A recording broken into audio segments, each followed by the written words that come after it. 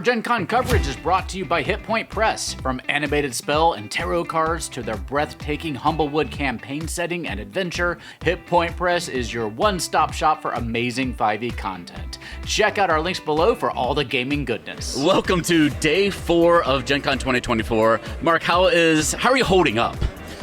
Pretty good. I feel great. I'm excited that the show is about over. I mean, it's always bittersweet. I wish it could go on forever, but my body does not wish it could go on forever. So it'll be nice to be home in my own bed again and everything. But it's been a great show, and had a lot of great meetings with partners, seen a lot of cool new stuff at the show, waiting to see where that goes. And then our booth has been hopping. The SAG has been very busy. Lots of people playing Pathfinder and Starfinder. All of our demo tables are going off full every slot. So, we couldn't ask for a better show. I will say, because I'm usually running around doing interviews, and this is the first time in a couple of years that I actually sat down to play something here, and it was the Starfinder 2nd Edition playtest, and we had a lot of fun. And this little one showed up in our game. Little. Prisma. Yeah. Well, I'm taller than Prisma, but still. Tell us about Prisma real quick. So Prisma is a character in our Starfinder 2nd Edition demo. She needs to be rescued, and when we were planning out the booth, we thought, the artwork of this character is super cute. Wouldn't she be great to be a visitor in our booth? And we got this custom made, and we love her. She is our newest little, baby. We have goblins and kobolds and leshies and all sorts of things, but Prisma is the belle of the ball this year, and she is rocking her awesome 80s accessories, and so we're very happy with how she turned out, but also that we have another character that people have connected with when they're playing the game.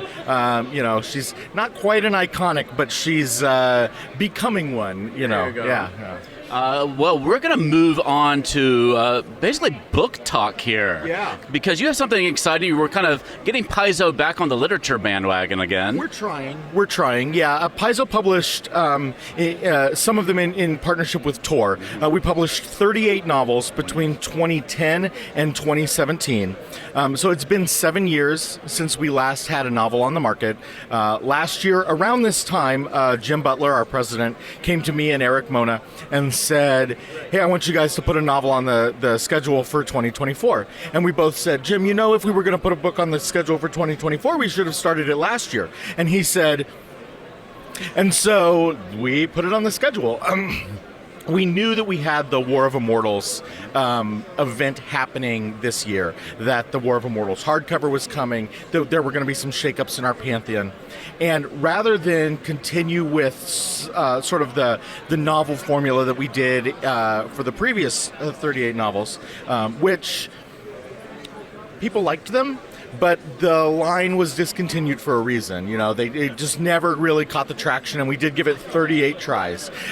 So we thought, okay, let's look at what we did previously, what worked, but let's experiment a little bit. We don't have an ongoing line here where we have people expecting the same sort of formula each time. So if this is our one shot to get another novel, what do we want it to be? So we knew we wanted it to tie in with the War of Immortals event.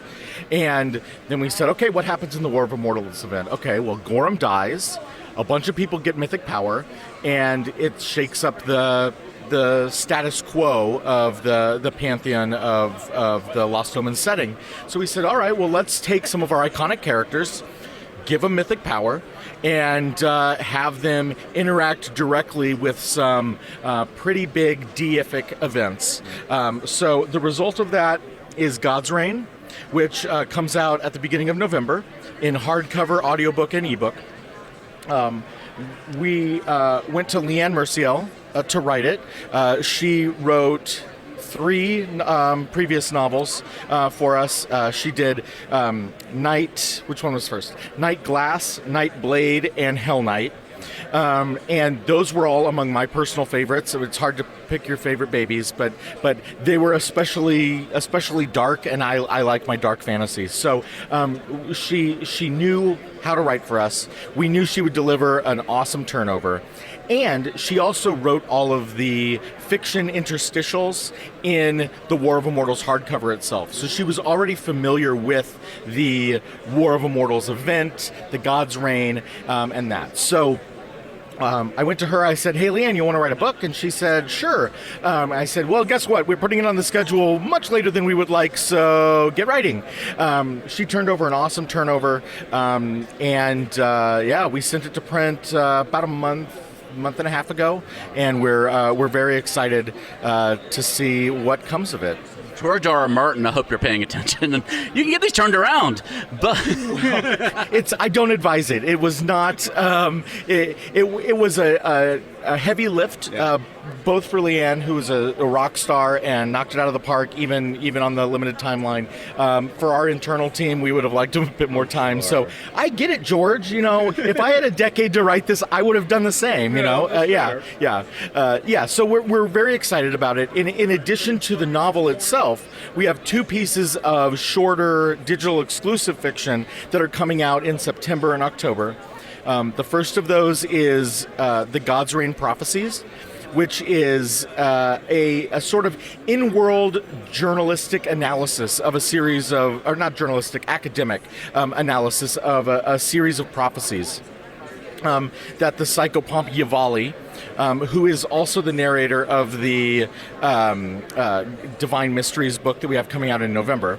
Yavali finds these prophecies, and each one details the death of a god.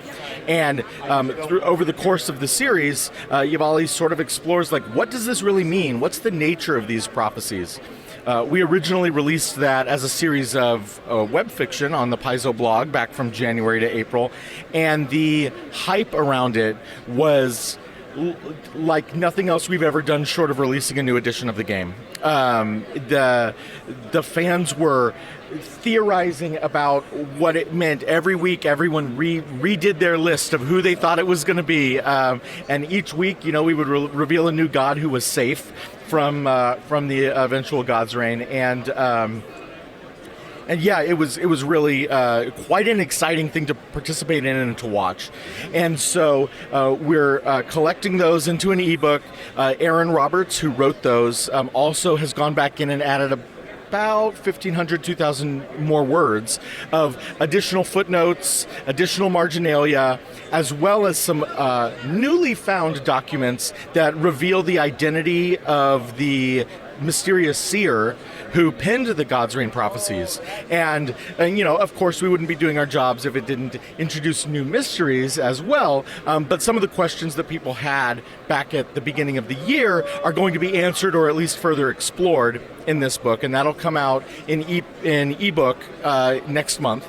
And then in October, we have Before the Godsrain, which is a collection of mostly existing short fiction that has appeared on the Paizo blog, featuring the four iconics who are in the Godsrain novel, to help people who are new to the brand or who come to the novel organically when they see it on the bookshelf, get a little bit of the backstory that our hardcore fans have known, or to fill in some gaps that hardcore fans who may not have been around in 2007 when we first introduced the characters, to some of their origins, some of their early adventures and things like that. And so that'll come out in October. So we're really hoping to continue building some momentum to the release and see where it goes. Yeah, I mean, I had some practical questions about the book as well, and I think you've started to address some of those. Yeah. How much prior knowledge do you think someone needs to enjoy the book fully, or can you just pick it up if you're not familiar with the Pathfinder universe at all, and you see this sounds like a cool thing, I want to jump in and now? How beginner friendly is it? Our goal was that any new term, any god, any nation, any organization that's mentioned in here is also explained within the text itself. Our previous Pathfinder Tales novels all had a big honkin' appendix in the back, or a glossary, that sort of detailed what is a Gorum, what is a Caden Kalian, Andoran, what's that? And in this case, we wanted to make sure that someone picking it up and reading it didn't need to flip to the back of the book, or in the case of audiobook, which is how I personally engage with fiction these days, that if I'm reading a book by audiobook, I can't get to a glossary easily. You know, I'm usually commuting while I'm doing it, and even if they include a PDF attachment, it's not very user-friendly. So the idea here was, we know we're going to do an audiobook. Personally, I don't want to have to do a glossary on this, so we're just going to cut that out and make sure that the book is self-sufficient, you know, that it stands on its own. And, you know, we had some thoughts like, should we do a trilogy? Like, you know, Jim told us to put a book on there, but he didn't say that we could only do one book. Let's do a trilogy, you know? And then we were like, you know, the buy-in for a trilogy is a lot higher, you know? And so the idea is that this book, all by itself, is just over 400 pages. It's completely self-contained, and obviously it ties in with larger world events, and we want people to read it and then say, I want to learn more about this Godsrain event, or I want to learn more about these characters or about this world. And we have published many books that will give them the opportunity to do that, but on its face, the book is meant to be a self-contained narrative experience. And I imagine canonically it takes place. What is the name of the AP path, or the adventure path that goes along with the War of Immortals? Well, the War of Immortals event is sort of going to have ongoing ramifications. Right. In terms of what we've previously announced, we have Curtain Call, which starts prior to the Godsrain, and the Godsrain happens on screen at some point during the AP, and then the direct fallout, to, you know, lack of a better word, you know, there's a literal fallout coming from Gorham's gaping wound. You know, that plays into the conclusion of the AP, and then we've got Triumph of the Tusk that comes out in October through December, and that is going to show sort of post Godsrain how changes in the Orc pantheon and just in general the proliferation of war throughout the world, how that affects the nation of Belkzen. That's what I said. Does this book fall canonically somewhere within that timeline? Yes. I mean, the Godsrain itself takes place in the book, and I think it's chapter 9. I mean, sometime during Curtain Call. Yeah, chapter 9. So, I mean, within the, you know, if you go with the Galarian calendar progresses a month at a time, just like our real world. The Gorham's death takes place in, spoilers, the Pray for Death adventure that just came out. So in terms of when does this happen canonically, we're probably never going to nail down a specific date that we refer to in the history books, but it happens in the summer of 4724, which is happening now. This, you know, starts right before that, and then we present that event from about between a dozen and 20 different points of view around the world. So in addition to just the 4 iconics here who are watching this cataclysmic event take place, we also jump around. We show what people on Akaton see. We show what Queen Abigail of House Thrune in Cheliax, what she sees and sort of what her reaction to this is, and jump around and sort of explore what that event looks like from people all over the world. Both because we only have so many other books in which to provide that, and a narrative gives us an additional type of way to express that doesn't rely on the GM to adequately express the gravity of the situation. But it also can plant some seeds that we might pick up later, or that a GM might pick up later in their campaign, or a player might with their own characters. So it was a great opportunity for us to say, this event is happening all over the multiverse, so what does that mean to people who are watching it from another planet or a different part of the world? And so for any players who might be worried about spoilers for Curtain Call, aside from the broad strokes of the Godsrain event and what the death of Gorham and what folks may experience, I imagine that they're safe reading the book without worrying about spoilers for the actual Curtain Call adventure or Pray for Death. Yeah, I mean, Pray for Death, because that's the event that's the adventure in which Gorham dies. I think the fact that the spoiler's already out for that one. The fact that Gorham is going to die and the fact that it happens in that book are really the big spoilers for that. But how it plays out, how that affects the adventure, is really up for each player to explore as they go. this takes place in Osirian and near the Eye of Abendigo. So the events of Curtain Call are in Ravenel. So that's thousands of miles away. And while the Godsrain itself and Gorham's death has multiversal ramifications, and it is witnessed throughout the world, the specific results of that, beyond the clerics of Gorham no longer getting spells from their god, it's very, what Ezrin and Kyra and Mariciel and Amiri face and are tasked with doing at the behest of one of their gods. It's pretty clear that they're not tasked with anything from Amiri's god, because Amiri's god was Gorham. May he rest in peace. May he rest in war. But they do get to meet face to face with one of their gods, and they're tasked with a mission that normally the gods would take care of themselves, but right now they're a little bit hesitant to get themselves involved because they've been reminded of what can happen to a god, and that gods are not truly immortal, as the name of the War of Immortals event might imply.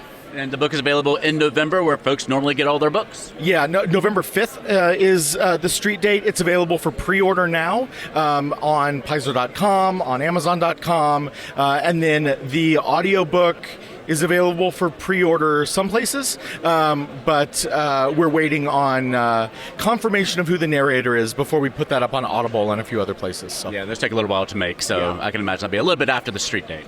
No, it's going to be street date? It'll be on street date, but it's in production right now, and they're doing casting, and so we want to be able to, when we put the product up for pre-order on Audible, which is the big marketplace for audiobooks, that we're able to list who the narrator is as well, so people know what they're getting when they're pre-ordering it. Excellent. Well, thank you so much. Did you enjoy your con overall? It's been great. Awesome. It's been great. I've never seen it this busy. A few years ago, right after the hiatus for COVID, I was a little worried. Is Gen Con going to recover? But they had capped attendance in 2022, and so the low numbers were by design. Last year they broke records. I think it was over 90,000 last year, and this year I wouldn't be surprised if it's at 100. They've been sold out all 4 days. I've never seen that before. Good to see Gen Con continuing to grow, but also great to be able to interact with all the fans, with all of the members of the media, with other professionals in the industry. It's just it's always a rejuvenating show. We go back from this, and if we've avoided con crud, then we will. We always feel really rejuvenated, and that's certainly the case this year as well. Yeah, it's a tiring event, but you do go home with all this new energy that you've accumulated from all your fans and all the new fun things you're bringing home in order to enjoy. So it's always bittersweet, but we always have stuff to look forward to. Sure. Well, Mark, we are looking forward to seeing you again next year, if not sooner, and I hope you get home safe. Thank you very much. You too. Stay tuned here at the Gallant Goblin for the latest from Gen Con 2024. For now, stay safe, have fun, love each other, and I will see you next time at the Gallant Goblin.